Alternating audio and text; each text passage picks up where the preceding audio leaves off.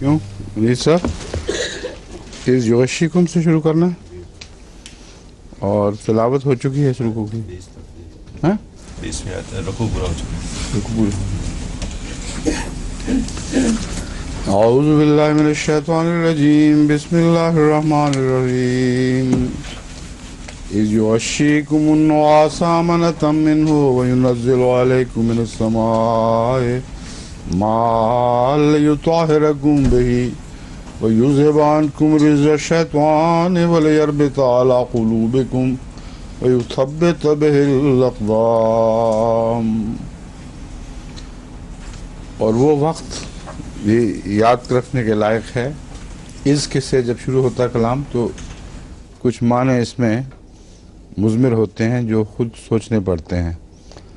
तो अमूमन इसका तर्जुमा इस तरह किया जाता है, इज़ युग़श्शिकुम, जिस वक्त तुम्हें ढांप रही थी ऊँग। तो मुराद ये है कि याद करो वो वक्त, या वो वक्त भी याद रखने के लायक है। वो एक अहम वक्त था जब नींद ऊँग तुम्हें ढांप रही थी।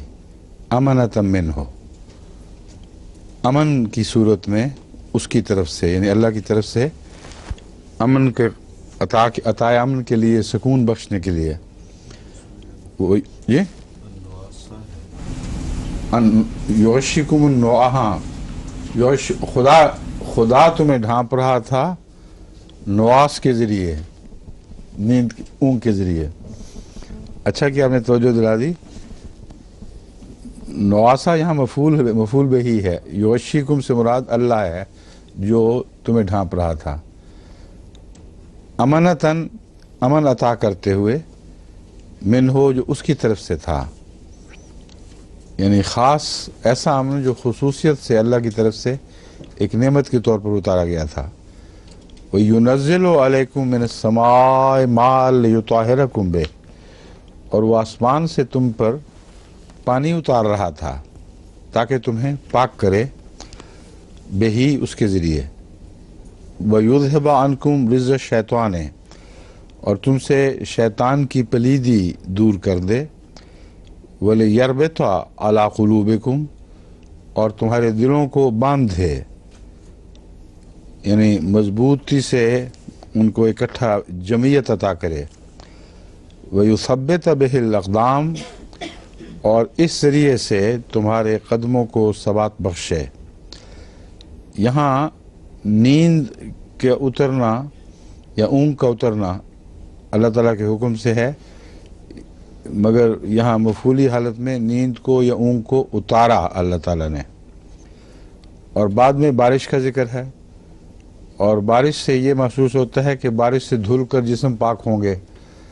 हालांकि वो लोग गार में बैठे हुए थे और बारिश में भीग नहीं रहे थे। जिस वक्त से मुतल्लिक़ ये आयत है, तो जिस्मों का पाक करना बारिश से हो ही जाता है, मगर यहाँ रूहानी बारिश है।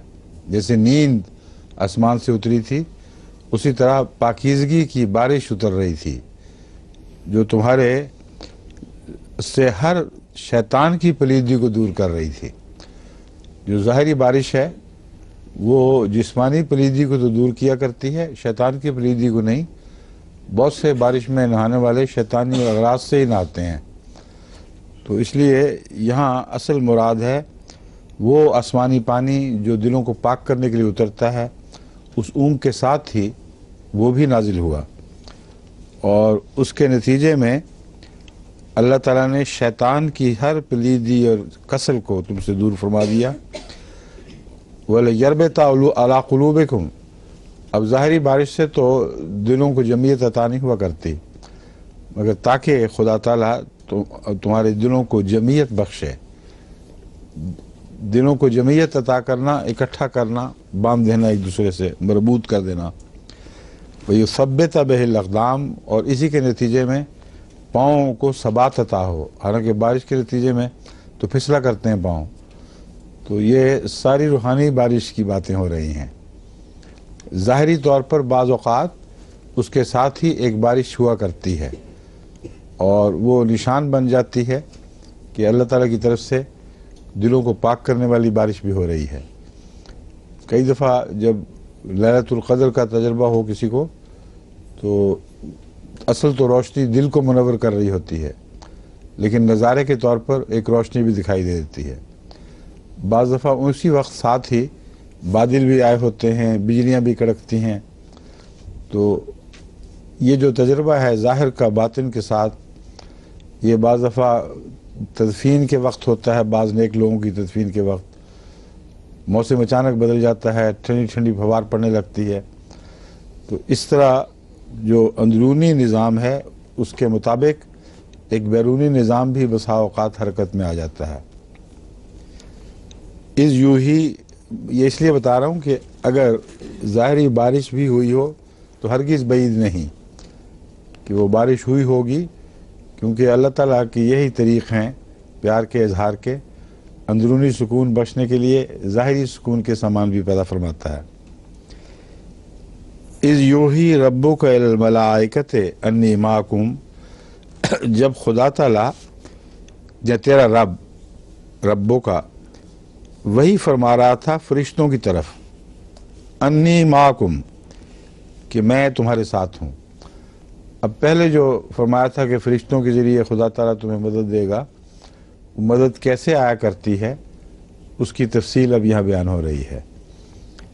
فرشتوں کو اللہ فرماتا ہے کہ میں تمہارے ساتھ ہوں، جس کا مطلب یہ ہے کہ یہاں فرشتوں سے مراد فرشتہ سیرت مجاہدین بھی ہیں، جن پر یہ وحی ہو رہی تھی کہ میں تمہارے ساتھ ہوں۔ اور فرشتوں پر جو وحی ہو رہی تھی وہ اس لیے تھی کہ ثبت الذین آمنوا، کہ وہ لوگ جو ایمان لائے ہیں ان کو ثبات قدم عطا کرو۔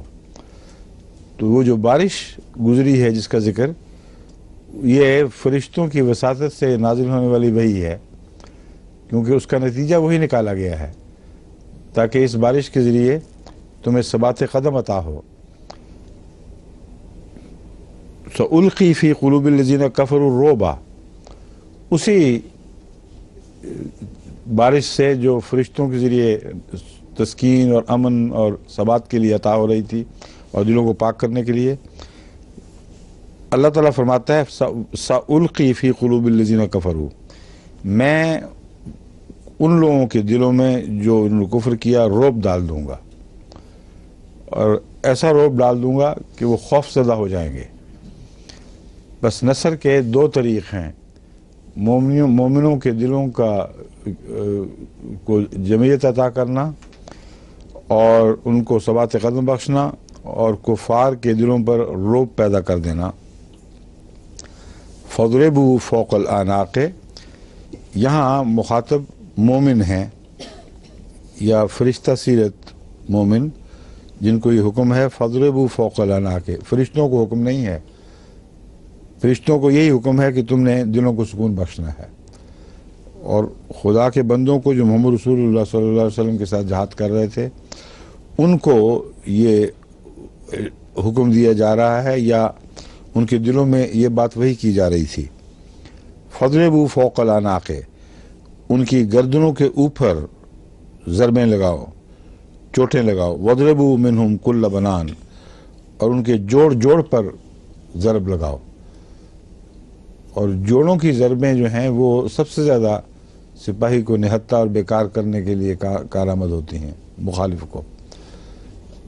ہڈی پر عام جگہ، گوشت والی جگہ پر چوٹ پڑے تو وہ تکلیف نہیں ہوتی، مگر نکلز پر یہاں اور ان جوڑوں پر یا کلائی کے جوڑوں پر یا کہیں بھی جوڑ ہو، گھٹنا ہو یا کونی ہو، وہاں کی چوٹ بالکل آدمی کو بیکار کر دیتی ہے۔ تو لڑنے کا طریق یہ بتایا گیا ہے کہ صرف ان کو نقصان پہنچانا مراد نہیں ہے، ان کو نہتہ اور بیکار کرنا مراد ہے، تاکہ وہ تمہیں کوئی نقصان نہ پہنچا سکیں۔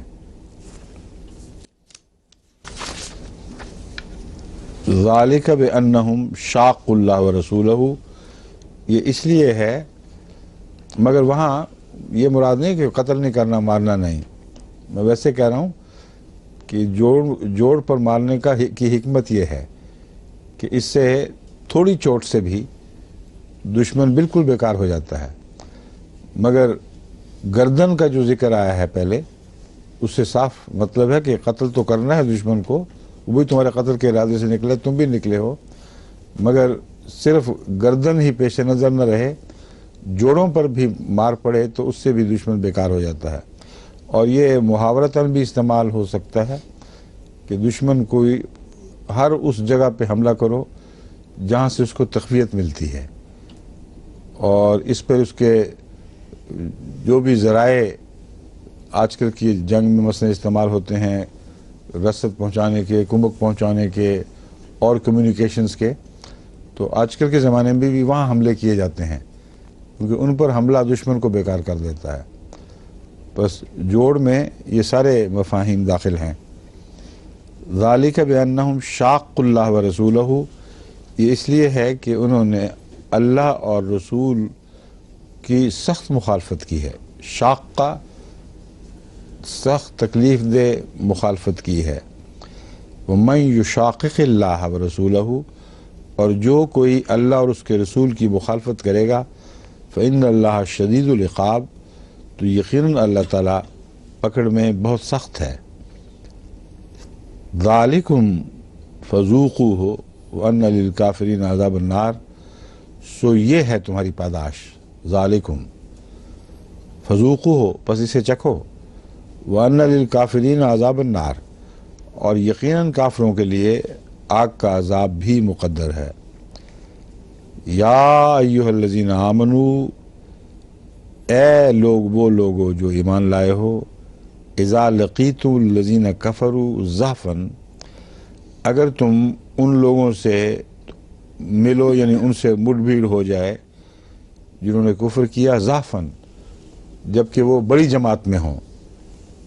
بعض دفعہ چھوٹی چھوٹی جماعتوں سے مٹ بھیڑ ہوتی ہے، بعض دفعہ بڑی جماعتوں سے ہو جاتی ہے، تو زحف بھاری لشکر کو کہتے ہیں۔ بس اگر کافروں میں سے بھاری لشکر سے تمہاری مٹ بھیڑ ہو، فلا تولوہم الادبار، اس صورت میں بھی تمہیں پیٹھ دکھا کر بھاگ جانے کی اجازت نہیں ہے۔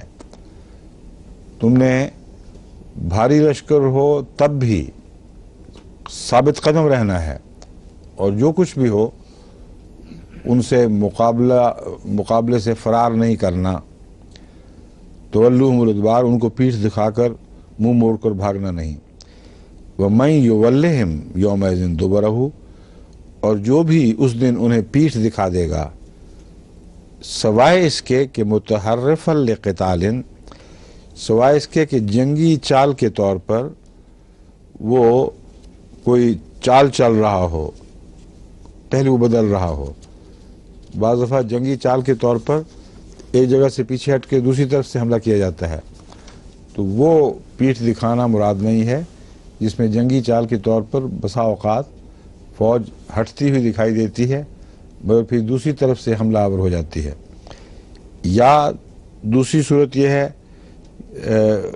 متحیزاً الی فئۃ، بعض دفعہ ایک اور جماعت ہے جس سے کٹ گئے ہیں، تو اس وقت جنگی چال کا تقاضا یہ ہوتا ہے کہ اکیلے دشمن سے لڑنے کی بجائے وہاں سے نکلو اور دوسری جماعت کے ساتھ شامل ہو جاؤ، اس سے فوج کی اجتماعی طاقت میں اضافہ ہو جاتا ہے، ورنہ دو چھوٹی جماعتیں بہت بڑی جماعت کے مقابلے پر زیادہ مار کھا جاتی ہیں۔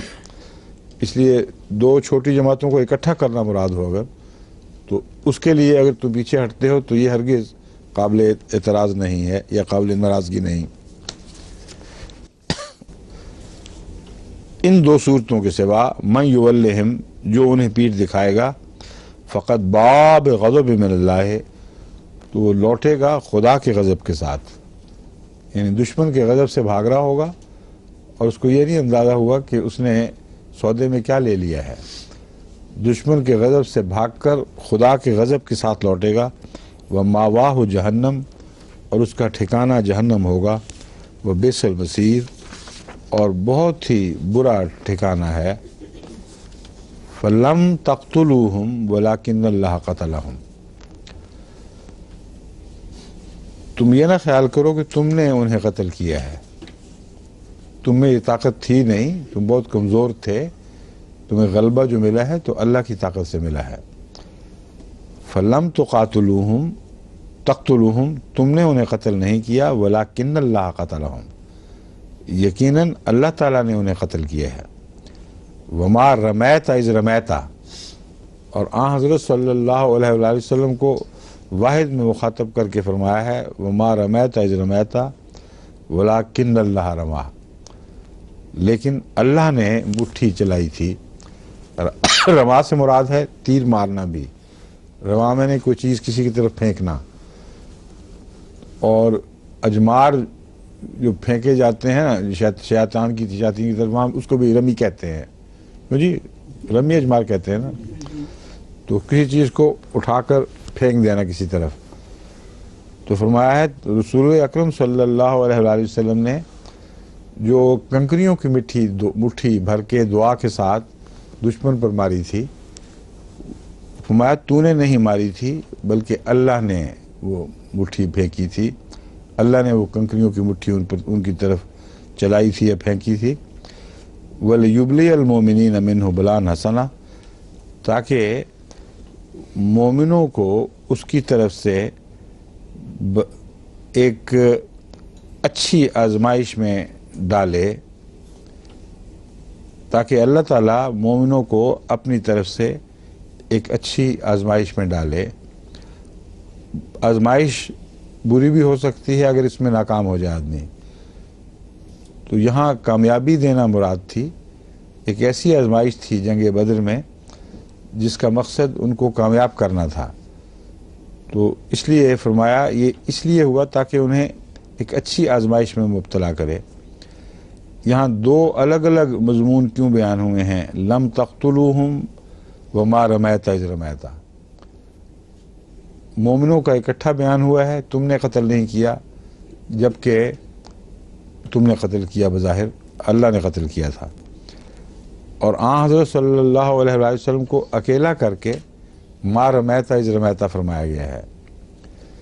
اس میں کئی حکمتیں ہیں. مثلا ایک یہ بھی کہ اس کا ظاہری ثبوت تو کسی مومن کے پاس نہیں تھا کہ ہم نے نہیں قتل کیا اللہ نے قتل کیا ہے. ظاہری طور پر تو ان کے ہاتھ ہی تلواریں چلا رہے تھے، ان کے بازو ہی اٹھ رہے تھے. مگر جب آن حضرت صلی اللہ علیہ وآلہ وسلم نے مٹھی پھینکی ہے تو سب مومن گواہ ہیں کہ اس کے ساتھ ہی ایک ایسی تیز آندھی کا جھونکا چلا ہے جو پھر مسلسل آندھی میں بدل گیا، جس میں کنکریاں تھیں. اور ایک مٹھی تو دشمن کا کچھ نہیں کر سکتی تھی، مگر وہ تیز جھکڑ جو چلا ہے کنکریوں والا، اس نے دشمن کی آنکھوں کو اندھا کر دیا اور چوٹیں بھی اس پر لگائیں. تو ایسا شخص جو کنکریوں والی آندھی کے خلاف لڑ رہا ہو اس کے اندر طاقت ہی نہیں رہتی. اور اس ذریعے سے جو مومن قتل کر رہے تھے وہ اصل میں ان کو طاقت نہیں تھی، یہ مٹھی ہی کی طاقت تھی جو اللہ تعالیٰ نے آن حضرت صلی اللہ علیہ وآلہ وسلم کو اعجازی طور پر عطا کی. اور ساتھ جھکڑ ایسا چلا دیا کہ جسے سب نے دیکھا. اس لیے کوئی یہ نہیں کہہ سکتا کہ اللہ تعالیٰ یوں ہی کہہ رہا ہے کہ ہم نے قتل کیا تم نے نہیں کیا. ان کا قتل کرنا بھی مرہون منت ہے اس مٹھی کا، کیونکہ ایسی کمزور جماعت کا اتنی طاقتور جماعت پر غالب آ جانا عقل کے خلاف ہے. اور اللہ تعالیٰ قانون قدرت کو مسخر کر کے استعمال فرماتا ہے، اپنے قانون کے خلاف باتیں نہیں بنایا کرتا. تو یہ پورا واقعہ جو کس طرح چلا ہے، یہ اس مٹھی والی بات نے اس کو حل کر دیا ہمارے سامنے. اللہ تعالیٰ کا ارادہ تھا ان کو قتل کرے، مومنوں کے ہاتھوں سے قتل کروائے، ان کے طاقت میں نہیں تھا. رسول اللہ صلی اللہ علیہ وآلہ وسلم کے دل میں تحریک ڈالی کہ تو ان پر مٹھی پھینک، اور کنکریوں کی مٹھی کے ساتھ ہی خدا تعالیٰ کے قوانین جو ہواؤں کو مسخر کرتے ہیں وہ حرکت میں آ گئے. اور پہلے سے تیاری ہوئی ہوتی ہے اس کی، یہ تو نہیں کہ اسی وقت فیصلہ ہوا ہو.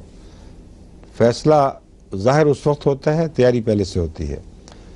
تو جو جھکڑ آیا ہے تیز، اس نے رخ ایسا اختیار کیا کہ مومنوں کی پیٹھوں کی طرف سے آ رہا تھا اور دشمن کے چہروں پر پڑ رہا تھا. اور واقعہ یہ ہے کہ سائیکل پر چلتے ہوئے اگر خالی بغیر کنکریوں کے بھی آندھی مخالف سمت سے آ رہی ہو مٹی والی تو آنکھیں اندھی ہو جاتی ہیں، آدمی چلا ہی نہیں سکتا بائسیکل. بارہا میں نے دیکھا ہے، پیدل بھی غالباً نہیں چلا جاتا. مگر یہ جو کنکریاں پڑ رہی ہوں اس میں تو بالکل ہوش اڑ جاتے ہیں، یعنی عقلاً ہوش اڑ جانے چاہیے، اور ایسا ہی ہوا۔ ان کو قتل کرنا پھر مومنوں کے لیے بہت آسان ہو گیا تھا۔ یہ بلان حسنہ تھی، ایک ایسی آزمائش میں سے ڈالا ہے جو خوبصورت نتیجہ پیدا کرنے والی تھی۔ ان اللہ سمیع علیم، یقین اللہ تعالیٰ بہت سننے والا اور جاننے والا ہے۔ اب سمیع علیم کا یہاں کیا ذکر ہے؟ مومنوں کو تو اس وقت پتہ ہی نہیں تھا کہ یہ سارا قصہ یوں چل رہا ہے، یوں ہو رہا ہے، اللہ نے بتایا ہے تو مومنوں نے سنا اور مومنوں کو پتہ چلا۔ یہ سمیع علیم کیا بات تھی پھر بتائیں؟ ہاں، وہ جو اس حجرے میں کیمپ میں دعائیں کی جا رہی تھیں۔ سب سے آخری بات اصل محرک ہے ہر چیز کی، اور بڑے خوبصورت انداز میں اس کو آخر پر اس لیے بیان نہیں کیا وہ سب سے بعد ہے، اس لیے کہ نتیجہ توجہ اس طرف مرکوز ہو جائے کہ اس تمام بات کا حاصل کلام یہ ہے کہ اللہ سمیع علیم ہے، اس کو نہ بھولنا۔ رسول اللہ علیہ وسلم کی دعائیں تھیں جو سنی گئیں۔ ذالکم وان اللہ موہن کید الکافرین، یہ ذالکم یہ اسی طرح ہے، وان اللہ اور علاوہ ازیں اللہ کی سنت بھی تو یہی ہے، موہن کید الکافرین، کہ وہ کافروں کی تدبیر کو ناکام کر دیا کرتا ہے، کمزور کر دیا کرتا ہے۔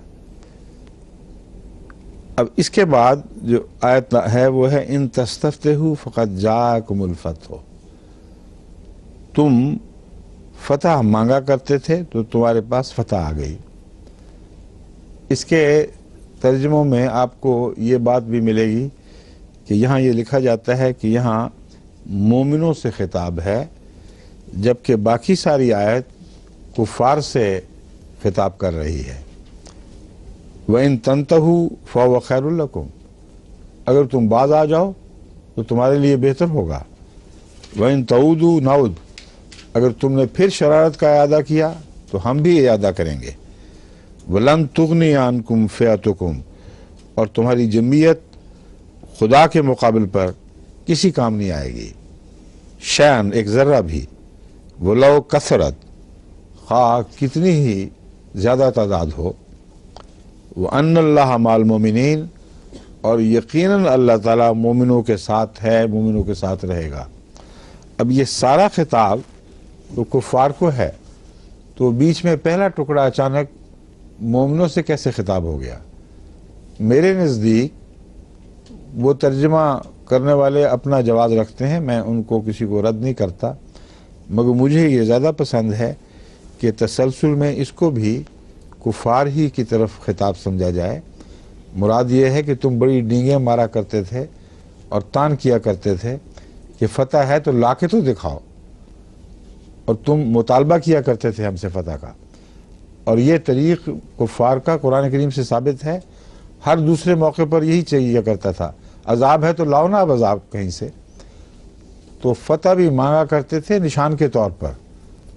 تم جو کہتے ہو کہ ہم غالب آئیں گے اور خدا ہمارے ساتھ ہے، تو لاؤ فتح اب، فقط جاءکم الفتح، دیکھو کس شان سے تمہارے پاس فتح آئی ہے، تم کثرت سے میں تھے، تمہیں قلت میں تبدیل کر دیا، تم طاقتور تھے، تمہیں کمزور کر کے دکھا دیا۔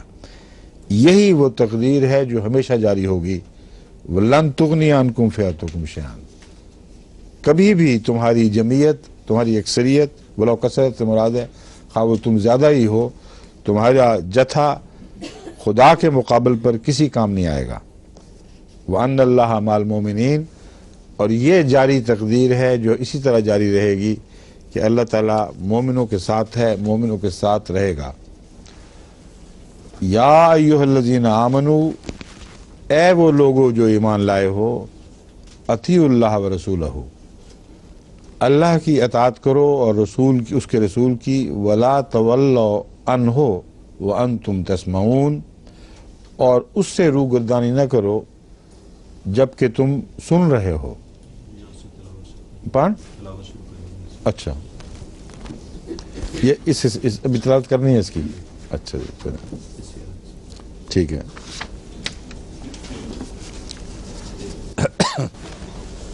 اعوذ باللہ من الشیطان الرجیم.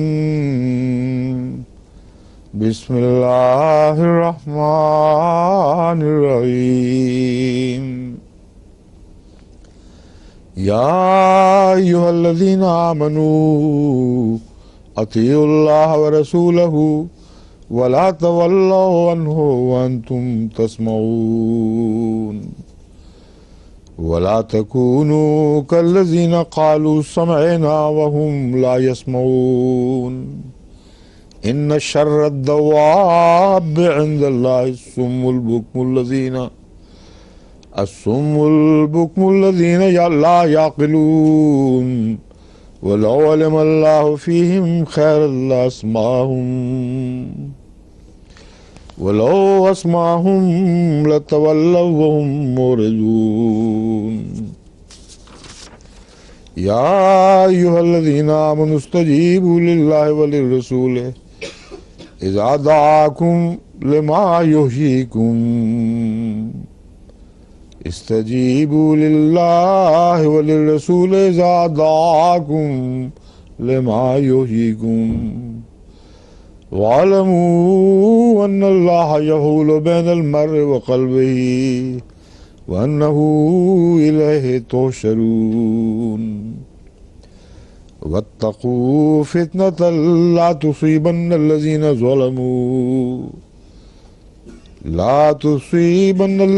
ظلموا منكم خاصة واعلموا أن الله شدید العقاب. واذکروا اذ کنتم قلیل مستضعفون فی الارض تخافون ان یتخطفکم الناس فآواکم وأیدکم بنصرہ ورزقکم من الطیبات لعلکم تشکرون. يا أيها الذين آمنوا لا تخونوا الله والرسول وتخونوا أماناتكم وأنتم تعلمون واعلموا أنما أموالكم وأولادكم فتنة وأن الله عنده أجر عظيم.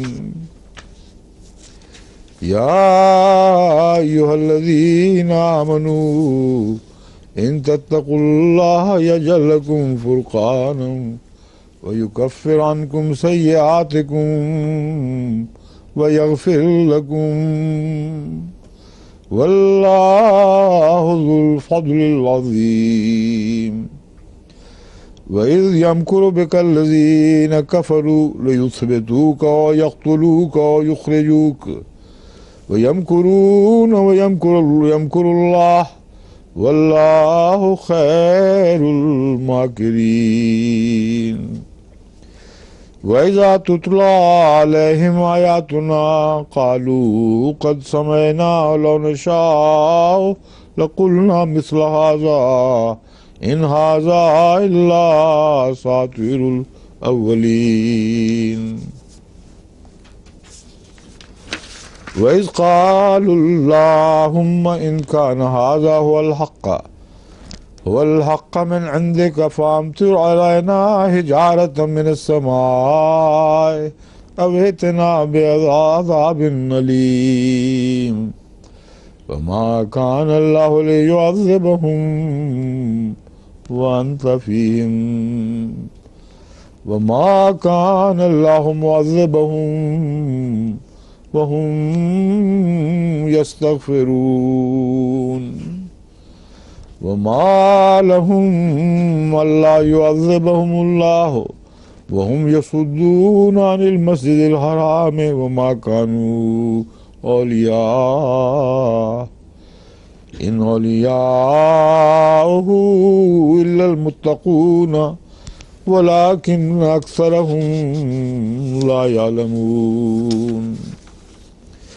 وما كان صلاتهم عند البيت إلا مكاء وتصدية فذوقوا العذاب بما كنتم تكفرون إن الذين كفروا ينفقون أموالهم ليصدوا عن سبيل الله فسينفقونها ثم تكون عليهم حسرة ثم يغلبون والذين كفروا إلى جهنم يحشرون ليميز الله الخبيث من الطيب ويجعل الخبيث بعضه على بعض فيركمه جميعا فيجعله في جهنم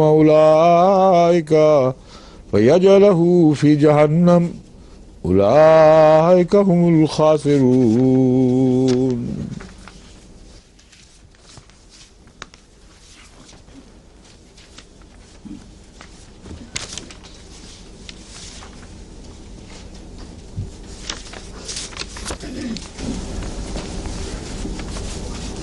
یہاں سے یا ایھا الذین آمنوا ہاں ٹھیک ہے.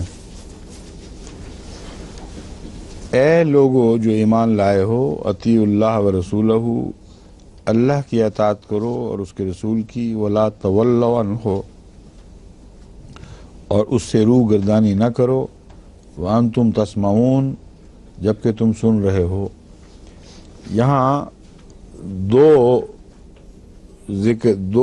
ذکر ہیں اللہ کے اور رسول کے، اور ایمان اور اطاعت میں دونوں کو اکٹھا کیا گیا ہے، لیکن تولو کہتے ہوئے صرف ایک وجود کا ذکر آیا ہے، ایک کی طرف حوالہ اشارہ ہے، ولا تولو عنہ. تو سوال یہ ہے کہ یہاں اللہ مراد ہے یا رسول اللہ صلی اللہ علیہ وسلم؟ جو مضمون چل رہا ہے اس سے معلوم ہوتا ہے کہ رسول اللہ صلی اللہ علیہ وآلہ وسلم مراد ہیں، اور یہ اس میں ایک مخفی پیشگوئی بھی تھی. اگر یہ بدر کے جیسا کہ بدر کے واقعہ کی طرف اشارہ کرتے ہوئے یا ذکر کرتے ہوئے اس کے بعد آئی ہے یہ آیت، تو یہاں اس کا مطلب یہ ہے کہ ایسا موقع آ سکتا ہے کہ اللہ کا رسول تمہیں بلا رہا ہو اور تم اسے چھوڑ کر بھاگے جا رہے ہو، اور ایسا بگٹٹ بھاگ رہے ہو کہ بگٹٹ بھاگ رہے ہو کہ تمہیں اختیار نہ رہا ہو اس وقت. تو یاد رکھو، پیٹھ نہیں دکھانی، رسول کی طرف پیٹھ کر کے نہیں بھاگنا. وانتم تسمعون، حالانکہ تم سن بھی رہے ہوگے. تو یہ واقعہ دو دفعہ ہوا ہے، ایک دفعہ جنگ احد کے وقت اور ایک دفعہ جنگ حنین کے وقت. اور جنگ احد کے وقت جو دوڑ شروع ہوئی تھی اس وقت رسول اللہ صلی اللہ علیہ وسلم نہیں بلا رہے تھے، مگر بعد میں آپ نے آواز دی ہے. مگر جنگ حنین کے وقت مسلسل رسول اللہ علیہ وسلم وہ رزق کے اشعار پڑھ رہے تھے جو آپ نے اس وقت کہے تھے اور بلا رہے تھے. مگر اس سے پتہ چلتا ہے کہ اس وقت مومنوں نے توجہ کی ہے اور سن کر بھاگتے نہیں رہے بلکہ مڑے ہیں. اور یہاں تک کہ بعضوں کے متعلق آتا ہے کہ انہوں نے اپنے سرکش گھوڑوں کی گردنیں کاٹ دیں تاکہ وہ ان کو لے کر نہ بھاگیں، اور پھر پلٹے ہیں اور بڑی زور کے ساتھ جوابی حملے میں شامل ہوئے ہیں. تو یہ خفیف اشارے بعض دفعہ پیشگوئیوں کی صورت میں بھی ملتے ہیں، اور نصیحت جو تھی وہ ایسے کانوں پر نہیں پڑی جو سنتے نہیں ہیں، بلکہ انہوں نے سنا اور پھر آخر اسے قبول کیا. وَلَا تَكُونُوا كَالَّذِينَ قَالُوا سَمِعْنَا وَهُمْ لَا يَسْمَعُونَ. یہ نصیحت ہے ان لوگوں کے لیے کہ ان کی طرح نہ ہو جانا جب تمہارے کانوں میں آواز پڑ رہی ہو اور اطاعت بہت مشکل دکھائی دے رہی ہو، اس وقت سن کر تم نے اطاعنا کہنا ہے، اور ان لوگوں کی طرح نہیں بن جانا کہ جو سنتے بھی ہیں اور نہیں بھی سنتے. ان شر الدواب عند اللہ الصم البکم الذین لا یعقلون.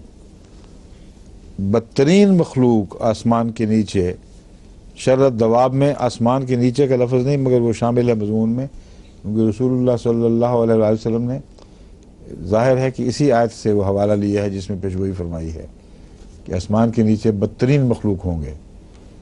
ان شر الدواب عند اللہ الصم البکم الذین لا یعقلون، وہ بہرے اور گونگے ہیں جو کوئی عقل نہیں رکھتے.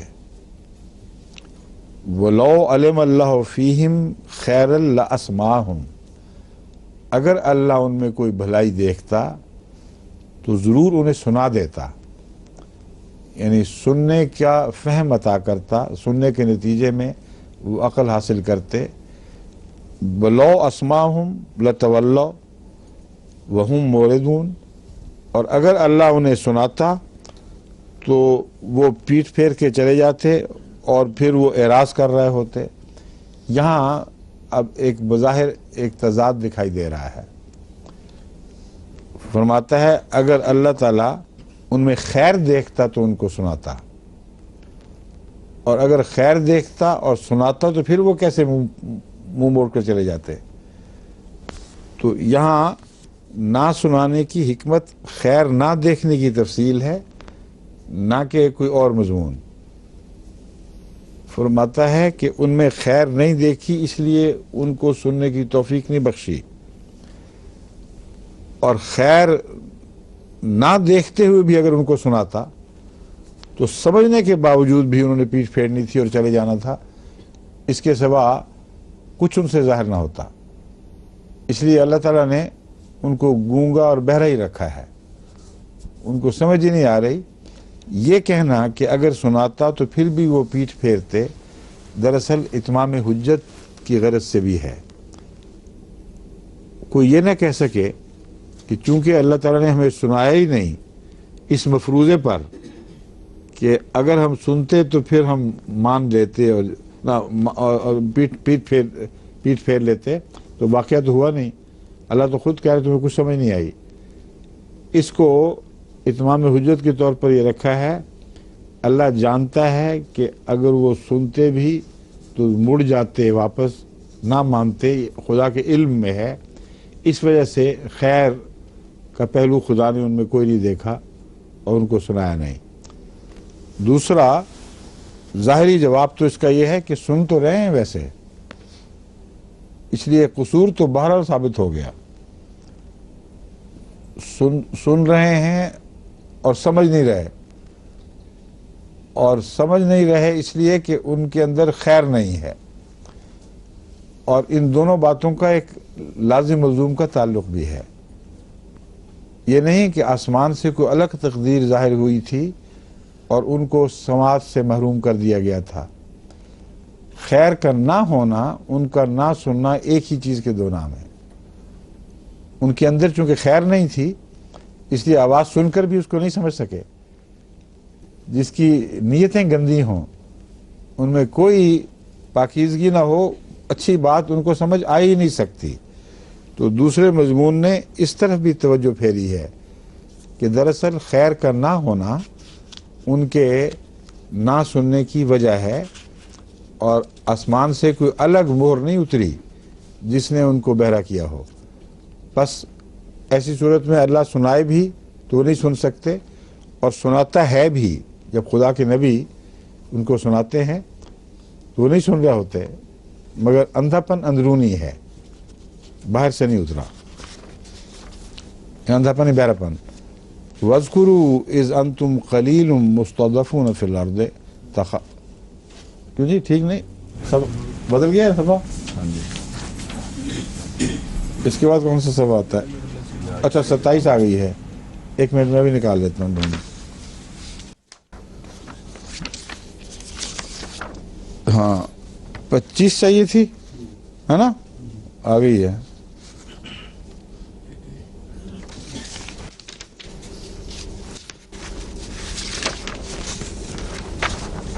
صفحے آگے پیچھے رکھے گئے تھے. یا ایھا الذین آمنوا استجیبوا للہ وللرسول اذا دعاکم لما یحییکم. اے ایمان لانے والو، اے وہ لوگ جو ایمان لائے ہو، استجیبوا للہ، اللہ وللرسول اور رسول کی دعوت کا لبیک کہتے ہوئے جواب دیا کرو. استجابہ کہتے ہیں کسی کی دعوت کو قبول کر لینا، اور مثبت نتیجہ ظاہر کرنا۔ استجیبوا للہ وللرسول، اللہ کی بات سنو اور اطاعت کیا کرو، لبیک میں جواب دیا کرو، اذا دعاکم، جب وہ تمہیں بلاتا ہے، لما یحییکم۔ اب یہاں وہی سٹائل ہے جو پہلی آیت کا تھا، جیسے اس میں واحد کی ضمیر محمد رسول اللہ صلی اللہ علیہ وسلم کی طرف پھیری گئی تھی، یہاں بھی اللہ اور رسول کہہ کر پھر واحد کی ضمیر رسول اللہ صلی اللہ علیہ وسلم کی طرف پھیری گئی ہے، کیونکہ خدا کی نمائندگی میں آواز دینے والے تو آپ ہی تھے، اور بلاتے اس لیے ہیں کہ تمہیں زندہ کرے۔ وَاعْلَمُوا أَنَّ اللَّهَ يَحُولُ بَيْنَ الْمَرْءِ وَقَلْبِهِ، اور جان لو کہ یقیناً اللہ تعالیٰ انسان اور اس کے دل کے درمیان حائل ہے۔ وَأَنَّهُ إِلَيْهِ تُحْشَرُونَ، اور یقیناً تم اسی کی طرف اکٹھے کیے جاؤ گے، یعنی جمع کر کے اسی کی طرف لے جائے جاؤ گے۔ یہاں یحییکم سے صاف زندہ کرنے کا مضمون ہے، زندہ کرنے کا ذکر ملتا ہے یحییکم میں، اور مسلمان علماء میں سے ایک بھی اس کا یہ ترجمہ نہیں کرتا کہ رسول اللہ صلی اللہ علیہ وسلم نے، رسول اکرم صلی اللہ علیہ وسلم مردوں کو زندہ کرنے کے لیے آوازیں دیا کرتے تھے، اور اللہ کی طاقت بھی، اذن اللہ بھی شامل ہوتا تھا ساتھ، اور مردے جی نہیں اٹھتے تھے۔ مگر یہی لفظ جب مسیح کے متعلق استعمال ہوتا ہے تو کہتے ہیں کس طرح دیکھو مردوں نے جواب دیا، بِإِذْنِ اللہ، اذن اللہ کا بہانہ ڈھونڈتے ہیں۔ میں یہ سمجھانا چاہتا ہوں کہ اذن اللہ یہاں موجود ہے۔ وہ کہتے ہیں اس لیے لفظ مردوں پر اطلاق، وہ صورت مردوں پر اطلاق پاتی ہے کہ عیسیٰ میں براہ راست تو زندہ کرنے کی طاقت نہیں تھی، مگر اذن اللہ شامل ہو گیا تھا، اس لیے ہم صحیح ترجمہ کرتے ہیں کہ مردے جن کو مسیح زندہ کرتا تھا اللہ کے اذن سے زندہ ہوتے تھے۔ اب یہاں کیا صورتحال ہے؟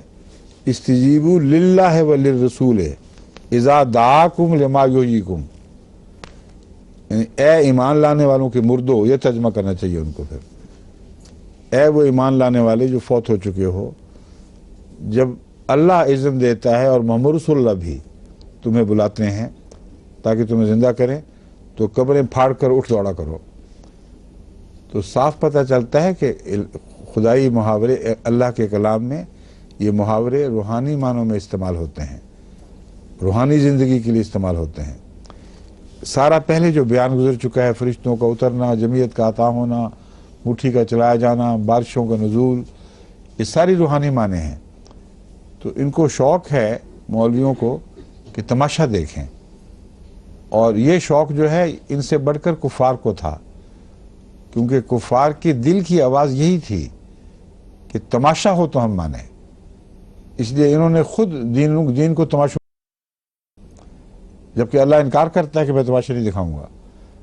اور حضرت مسیح کے تعلق میں ہمیشہ وہ ترجمہ کرتے ہیں جو ان کو دل پسند ہے، کیونکہ تماش بین ہیں، اس لیے تماش بینی کا ترجمہ زیادہ کرتے ہیں، اور آن حضرت صلی اللہ علیہ وآلہ وسلم کے حوالے سے وہ ترجمہ نہیں کرتے، وہ کرتے ہیں طعن و کرہن، جو ان کو مرغوب نہیں ہے۔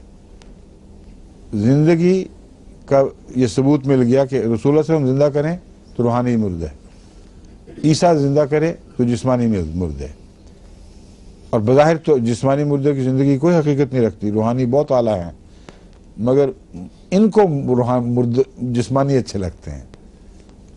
اور اگر ہم کہیں کہ نہیں، تو کہتے ہیں اتنا بڑا اعجاز تم انکار کر رہے ہو کہ خدا میں طاقت نہیں ہے کہ روحانی مردے زندہ کر سکے۔ تو دل میں روب ہے مادہ پرستی کا، اور جس طرح کفار ظاہری تماشوں کے مطالبے کیا کرتے تھے، ان کے دل میں جاگزیں بات ہے کہ وہ ٹھیک ہی کرتے تھے۔ جو ظاہری معجزے کی شان ہے، ان کے نزدیک روحانی معجزے کی کوئی اس کے مقابل پہ حقیقت نہیں ہے۔ اس کے باوجود رسول اللہ صلی اللہ علیہ وسلم کی طرف ان مواقع پر انہی الفاظ کے ترجمے کرتے ہوئے جو مسیح کے لیے استعمال ہوئے ہیں، جسمانی ترجمے نہیں کرتے، روحانی ترجمے کرتے ہیں۔ اب زندہ کرنے کا مضمون دیکھ لیا آپ نے، نزول کا بھی دیکھ لیں۔ جب خدا تعالیٰ فرماتا ہے کہ میں نے محمد رسول اللہ کو نازل کیا ہے، اللہ نے محمد رسول اللہ کو نازل کیا ہے، تو کہتے ہیں اس کا مطلب ہے حضرت آمنہ کے بطن سے پیدا ہوئے. اور جب رسول اللہ صلی اللہ علیہ وسلم فرماتے ہیں کہ مسیح کو نازل کرے گا تو کہتے ہیں اس کا مطلب ہے وہ جسم سمیت آسمان سے اترے گا. حالانکہ نہ وہاں جسم کا ذکر نہ آسمان کا ذکر، لفظ نزول مشترک ہے، اس سے زیادہ کچھ مشترک نہیں. محمد رسول اللہ کے تعلق میں جن معنوں کا شوق ہے ان کو چھوڑ دیتے ہیں، جن کو اعلیٰ اور افضل سمجھتے ہیں، جن کی وجہ سے ہم سے لڑائی ہے کہ اتنے اعلیٰ معنی مسیح کے متعلق تم قبول نہیں کرتے اور ادنا معنی مان بیٹھے ہو. تو محمد رسول اللہ کی دفعہ صلی اللہ علیہ وآلہ وسلم وہ ادنا معنی قبول کر کے خود اپنی زبان سے اقراری مجرم بن جاتے ہیں کہ ہمارے نزدیک مسیح کی عزت زیادہ ہے، محمد رسول اللہ کی عزت کم ہے. وہاں جسمانی معنی نہ بھی کریں تو فرق نہیں پڑتا، مگر مسیح کی شان میں تمہیں گستاخی کی اجازت نہیں دیں گے کہ وہاں جسمانی معنوں کی بجائے روحانی معنی کر جاؤ. تو انسانی نفسیات بولتی ہے، اور قرآن کریم کے کلام کی آیات پر غور کریں تو ایسی جگہیں قرآن کریم نے معین کر دی ہیں جہاں فاسدانہ عقیدوں کا ابطال ہو رہا ہے. اور یہ آیت خصوصیت سے مسیح کی احیاء کے تعلق میں، اور نزول والی آیت حضرت صلی اللہ علیہ وسلم کی روحانی نزول والی آیت مسیح کے نزول کے تعلق سے یہ اوہام کو دور کرنے والی، باطل خیالات کو رد کرنے والی آیات ہیں. وَاتَّقُوا فِتْنَةً لَا تُصِيبَنَّ الَّذِينَ ظَلَمُوا مِنْكُمْ خَاصَّةً، اس فتنے سے بچو، لا تصیبن الذین ظلموا منکم، جو صرف ان کو نہیں پہنچے گا جنہوں نے ظلم کیا ہے، خاصتاً. وَاعْلَمُوا أَنَّ اللَّهَ شَدِيدُ الْعِقَابِ، اور جان لو کہ اللہ پکڑ میں سخت ہے. وہ کون سا ایسا فتنہ ہوا کرتا ہے جو خالصتاً ظالموں کو نہیں پکڑتا بلکہ مومن بھی اس میں پیسے جاتے ہیں، کچھ نقصان اٹھائے جاتے ہیں. وہ ایک تو عالمی جنگیں ہیں، مثلا وہ ایسے فتنے ہیں جن کے نتیجے میں نیک اور بد دونوں ہی تکلیف اٹھاتے ہیں، لیکن بد کا کسی قدر تکلیف اٹھانا اس کے جھوٹا ہونے کی علامت نہیں ہوا کرتی. یہ ایک عام فتنہ ہوتا ہے جو ہر ایک کو لپیٹ میں لیتا ہے. نزلے زکام پھیل جائیں تو ہر ایک کو پکڑ لیتے ہیں، مگر بعض فتنے ایسے ہیں جن سے اللہ تعالیٰ مومنوں کو بطور خاص بچاتا ہے. مثلا طاعون کا فتنہ ہے، یا جنگ کے دوران اپنے نیک بندوں کو خاص طور پر حفاظت میں رکھتا ہے. وہ اس کے ساتھ ساتھ مضمون جاری ہے. یہاں جو فتنہ مراد ہے اس کے سوا یہ وہ فتنہ ہے جو انسان قومی معاملات میں غلطی کر جاتا ہے. قومی معاملات میں جو غلطی کرتا ہے اس کے نتیجے میں جو تکلیف پہنچتی ہے اس میں نیک و بد سب شریک ہو جایا کرتے ہیں. غلط فیصلہ ہوا ایک جگہ سے، جہاں سے نہ ٹلنے کا حکم تھا وہاں سے ٹل گئے، تو اسی قسم کا ایک فتنہ اس وقت پیدا ہوا جب حضرت صلی اللہ علیہ وآلہ وسلم کی واضح ہدایت کی خلاف ورزی میں بالآخر ان لوگوں نے ان مجاہدین نے جن کو ایک درے پر حفاظت کے لیے مامور فرمایا گیا تھا اور قطعی حکم تھا کہ جو کچھ بھی تم دیکھو تم نے یہاں سے نٹلنا، شکست دیکھو، فتح دیکھو، کچھ دیکھو، تمہیں یہ حکم ہے کہ تم نے یہ درہ نہیں چھوڑنا. وہاں ان میں سے بعض لوگوں نے غلط استنباط کرتے ہوئے، فتح کو ایک آخری فتح سمجھتے ہوئے اس درے کو چھوڑ دیا. کچھ وہاں شہید ہوئے لیکن معمولی تعداد میں رہ گئے تھے، اس لیے وہ مقصد کو پورا نہیں کر سکے، یعنی درے کی حفاظت کا. اس کے نتیجے میں دیکھو کتنی تکلیفیں پہنچی ہیں. ایک وقتی طور پر مسلمانوں کے پاؤں اکھڑے، رسول اللہ صلی اللہ علیہ وسلم کو دکھ پہنچا، نیک سے نیک انسان بھی اس دکھ میں شامل ہو گیا جو اس غلطی کے نتیجے میں تھا جو بعض لوگوں نے کی. تو اس سے ہمیشہ کے لیے ایک نصیحت کا سبق سکھایا جا رہا ہے. اور واتقوا بتاتا ہے کہ اس کو اوائڈ کر سکتے تھے. جنگیں جو میں نے پہلے بتائی ہیں یا جو وبائیں ہیں ان میں مومنوں کا بطور خاص ان کو پیدا کرنے میں کوئی بھی دخل نہیں ہوا کرتا. اس لیے اتقاء کیسے کر سکتے ہیں؟ یہاں خاص طور پر وہ قومی غلطیاں ہیں جن سے اجتناب کرتے ہوئے مومنوں کی جماعت کو بڑے فتنے سے بچایا جا سکتا ہے۔ اب نزلے کی بات کی تھی تو دیکھ لیں کھڑا ہوا تو نہیں، مگر ناک کو بھی کان ہے۔ وَاتَّقُوا فِتْنَةً لَا تُصِيبَنَّ الَّذِينَ ظَلَمُوا مِنْكُمْ خاصہ، اس کے نتیجے میں پھر خصوصاً وہی لوگ نہیں پکڑے جاتے جنہوں نے غلطی کی ہوتی تھی، پھر اس تکلیف میں سارے مومن شامل ہو جایا کرتے ہیں۔ لیکن وَاعْلَمُوا أَنَّ اللَّهَ شَدِيدُ الْعِقَابِ، کہ اگر جان بوجھ کر یہ غلطی کی جائے اور دہرایا جائے اور استغفار نہ کیا جائے تو پھر یاد رکھنا اللہ کی پکڑ بہت سخت ہے۔ محض وقتی نتائج پر ہی انحصار نہیں ہوگا، پھر ایسے ظالموں کو اللہ تعالیٰ پکڑ سکتا ہے اور سخت سزا دے سکتا ہے۔ مگر اس آیت کے دوسرے حصے کا جنگ احد والے اس واقعہ سے تعلق نہیں ہے، تعلق ہے تو صرف تنبیہ کا ہے، کیونکہ اللہ تعالیٰ ان کی بخشش کا اعلان فرما چکا ہے۔ اسی جگہ جہاں غلطی کا ذکر فرمایا ہے بخشش کا بھی اعلان فرما چکا ہے، اس لیے ان کو یہ نہیں کہا گیا کہ تمہیں ضرور سزا ملے گی۔ آنے والوں کو بتایا گیا ہے کہ ایک غلطی ہو گئی، اس سے اللہ نے بخشش فرما دی، اگر آئندہ تم ایسا کرو گے تو دوہرا نقصان اٹھاؤ گے، ساری جماعت کو، ان کے مومنوں، ان کے معصوموں کو بھی تکلیف پہنچ سکتی ہے، اور تمہیں بطور خاص پھر سزا ملے گی اگر تم ایسی حرکت کا اعادہ کرو گے۔ وَاذْكُرُوا إِذْ أَنْتُمْ قَلِيلٌ مُسْتَضْعَفُونَ فِي الْأَرْضِ، اور وہ وقت بھی تو یاد کرو جب تم بہت تھوڑے تھے، اتنا تھوڑے کہ مستضعفون فی الارض، زمین میں تمہیں بہت کمزور اور بے حقیقت گردانا جاتا تھا۔ تخافون ان یتخطفکم، اتنے کمزور تھے کہ اس ڈر میں مبتلا رہتے تھے ان یتخطفکم الناس، کہ لوگ تمہیں اچک لیں گے، مراد یہ تمہارا قتل کریں گے، بھاگ جائیں گے، تمہارا ڈاکہ ڈالیں گے، چلے جائیں گے، تمہیں نقصان پہنچا دیں گے، کوئی ان کو پوچھنے والا نہیں ہوگا۔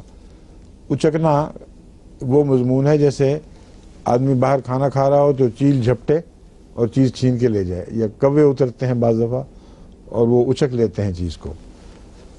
تو تم تو لوگوں کا نوالا تھے، اتنے کمزور تھے کہ جو چاہے اوباش جس وقت چاہے تمہیں اپنے ظلم کا نشانہ بنائے اور تمہیں اچک لے۔ فآواکم، تو اللہ نے تمہیں پناہ دی، وأیدکم بنصرہ، اور اپنی نصرت کے ساتھ تمہاری مدد فرمائی، ورزقکم من الطیبات، اور تمہیں بہت ہی پاکیزہ چیزوں میں سے رزق عطا کیا، لعلکم تشکرون، تاکہ تم شکر کرنے والے بنو۔ یا ایھا الذین آمنوا لا تخونوا اللہ والرسول، اے وہ لوگو جو ایمان لائے ہو، اللہ کی اور رسول کی خیانت نہ کرو، وَتَخُونُوا أَمَانَاتِكُمْ وَأَنْتُمْ تَعْلَمُونَ، اور تم اپنی امانتوں کی خیانت کرتے ہو، وَأَنْتُمْ تَعْلَمُونَ، اور تم حالانکہ تم جانتے ہو۔ یہاں اپنی امانتوں سے کیا مراد ہے؟ اللہ اور رسول کا پیغام، جیسے رسول کے پاس امانت ہوتا ہے اور اس پہلو سے اسے امین قرار دیا جاتا ہے کہ وہ صاحب امانت ہے جو اس کا حق ادا کرے گا اور ضرور کرے گا، وہ رسول اور اس کا خدا کا پیغام تمہارے پاس امانت ہے، اس امانت کا حق ادا کرنا ہے تم نے۔ وَتَخُونُوا أَمَانَاتِكُمْ، اگر تم ایسا کرو گے کہ تخونو والی نصیحت، لا تخونو کی نصیحت پر عمل نہیں کرو گے تو یہ ہوگا پھر کہ تخونوا اماناتکم، تم اپنی امانتوں میں خیانت کر رہے ہوگے، وانتم تعلمون، اور جان بوجھ کر ایسا کر رہے ہوگے۔ تمہیں پتہ ہے کہ سب سے مقدس امانت تمہارے پاس محمد رسول اللہ اور کلام الہی ہیں، تو ان کی تم نے حفاظت کرنی ہے، اس امانت کا حق ادا کرنا ہے۔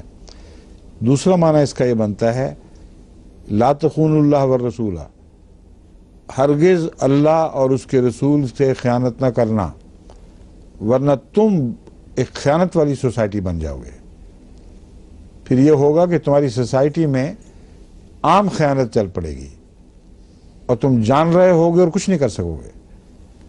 اور امر واقعہ یہ ہے کہ وہ لوگ جو اللہ اور رسول کی امانت میں خیانت کرتے ہیں، ان سوسائٹیوں کا نتیجہ لازماً یہی نکلتا ہے کہ ان کی آنکھوں کے سامنے واقعات ہوتے ہیں، ساری قوم خائن بن جاتی ہے، وہ کچھ نہیں کر سکتے۔ تو جس قوم میں یہ حالت ہو، اس کا یہ دعویٰ کرنا کہ ہم ہی امین ہیں اللہ اور رسول کے، اور تم لوگ جو خیانت سے بچے ہوئے ہو تم امین نہیں ہو، یہ اس آیت کے منطوق کے بالکل برعکس دعویٰ ہے۔ یہ ہو ہی نہیں سکتا قابل قبول۔ وہ لوگ جو اللہ اور اس کے رسول کی امانت کے امانت دار ہوں، ناممکن ہے کہ ان کی سوسائٹی بددیانت ہو جائے۔ وہ جو خدا اور رسول سے خیانت نہ کرنے والے ہوں، یہ ہو ہی نہیں سکتا کہ ان کی سوسائٹی میں خیانت عام پھیل جائے۔ بس خیانت بتاتی ہے کہ انہوں نے اللہ اور رسول سے خیانت کی ہے، اور یہ ایک بہت بڑا ثبوت ہے ان کو مجرم ثابت کرنے کے لیے۔ وَاعْلَمُوا أَنَّمَا أَمْوَالُكُمْ وَأَوْلَادُكُمْ فِتْنَةٌ، اور جان لو کہ تمہارے اموال اور تمہاری اولاد تو محض فتنہ ہیں۔ انما اموالکم و اولادکم فتنہ، یہ محض ایک فتنہ ہے۔ وَأَنَّ اللَّهَ عِنْدَهُ أَجْرٌ عَظِيمٌ، اور اللہ ہی ہے جس کے پاس بہت بڑا اجر ہے۔ لفظاً یہ ہے وَأَنَّ اللَّهَ، اور یقیناً اللہ تعالیٰ، یعنی یہ بات بھی جان لو، وَعْلَمُوا أَنَّمَا أَمْوَالُكُمْ، اور جان لو کہ یقیناً تمہارے اموال و اولادکم، اور تمہاری اولاد فتنہ ہیں، اور یقیناً جان لو کہ اللہ ہی کے پاس بڑا اجر ہے۔ اموال اور اولاد فتنہ کیسے بنتے ہیں؟ اولاد اور اموال فتنہ اس وقت بنتے ہیں جب ان کے حق میں خدا اور رسول سے خلاف خیانت کی جائے، اور اکثر خیانتیں اسی طرح شروع ہوتی ہیں۔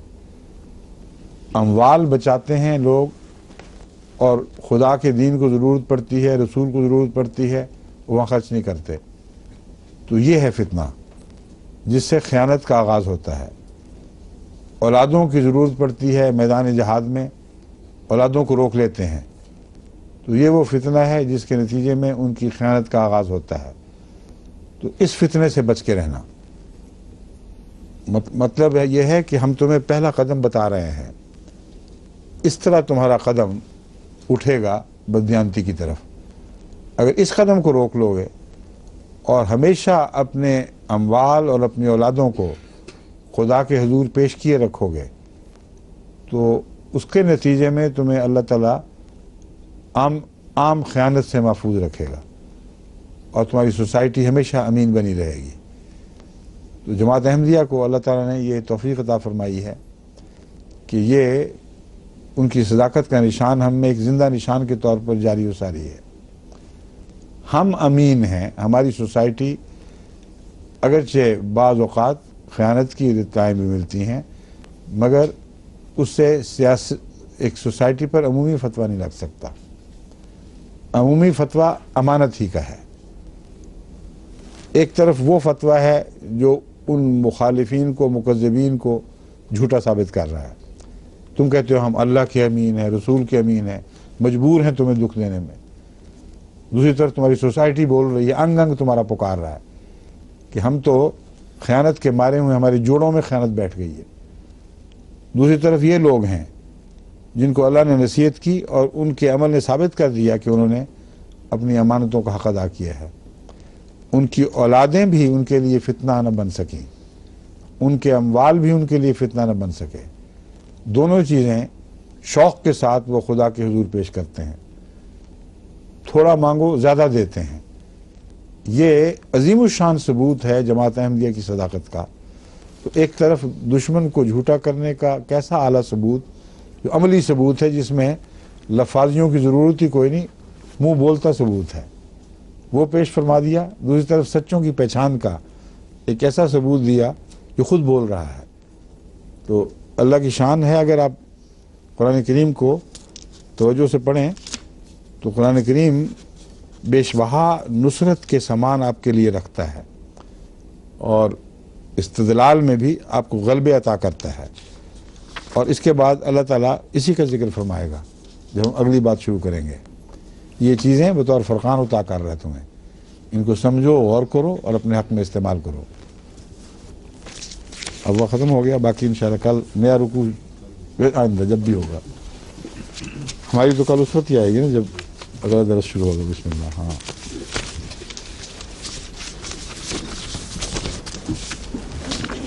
اچھا جی، خدا حافظ. السلام علیکم ورحمۃ اللہ.